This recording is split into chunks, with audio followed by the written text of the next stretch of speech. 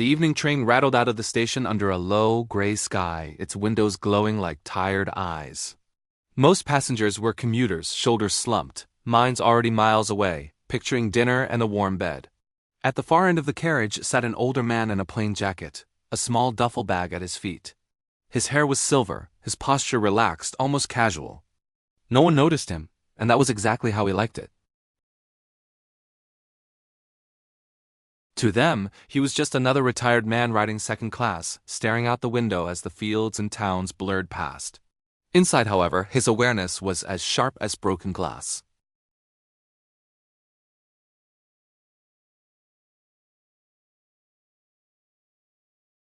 Retirement didn't erase instinct.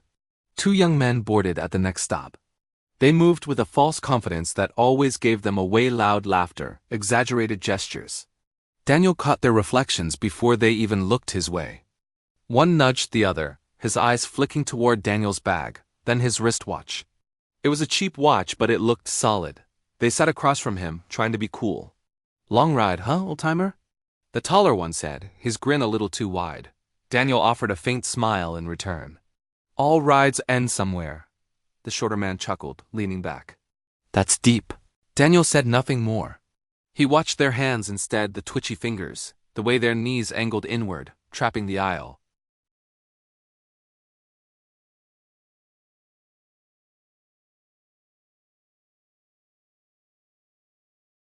The carriage had thinned out. A woman with headphones was asleep near the front.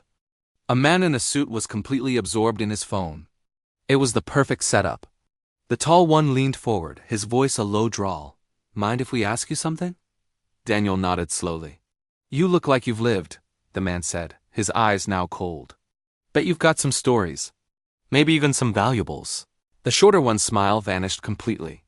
His hand slid inside his jacket, revealing just enough polished metal to make the threat crystal clear. Daniel sighed softly, like someone inconvenienced by a delay, not someone afraid for his life. "Gentlemen," he said calmly, his voice steady, "this isn't a good idea." The tall one laughed, a harsh, ugly sound. "Yeah? And what are you going to do about it?" Daniel's eyes hardened, not with anger, but with a sudden, chilling clarity. His body remembered what his mind never forgot. When the shorter man reached for the bag, Daniel moved. His hand snapped out, clamping onto the man's wrist, twisting just enough to break his balance without breaking the bone.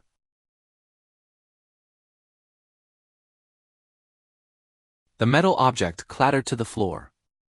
In the same fluid motion, Daniel rose, stepping inside the tall man's reach, driving a firm elbow into his chest, not brutal, but surgically precise. The air left the man's lungs in a sharp gasp. The entire exchange took less than 3 seconds. The tall man stumbled backward, slamming hard into the seat. The shorter one was on his knees, clutching his wrist, his eyes wide with shock and disbelief. Daniel stood between them, breathing steady. "Sit down," he said quietly. They scrambled to obey. Passengers were staring now. The woman had ripped off her headphones. The man in the suit finally looked up from his phone, his confusion turning to alarm. Daniel bent down, picked up the dropped weapon with 2 fingers as if it offended him, and walked to the conductor's compartment.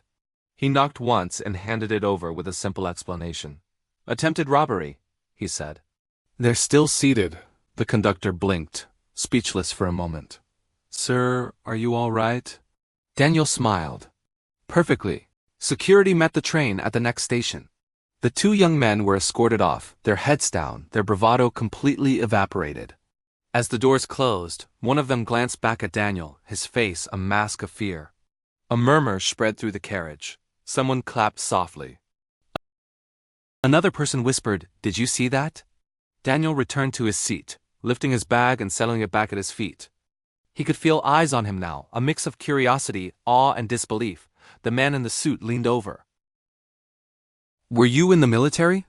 Daniel hesitated, then gave a slight nod. "A long time ago. What unit?" the man pressed.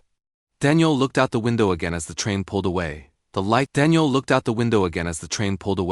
The lights of the station fading. One that prefers not to be noticed.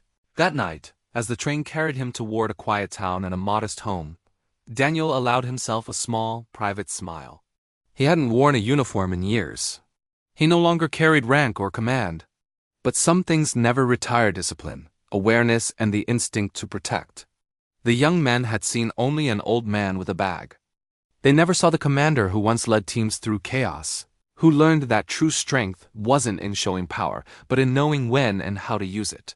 And as the train disappeared into the dark, Daniel Cross remained what he had always been: calm, capable, and underestimated. Thanks for watching. If you enjoyed this story, be sure to like and subscribe for more.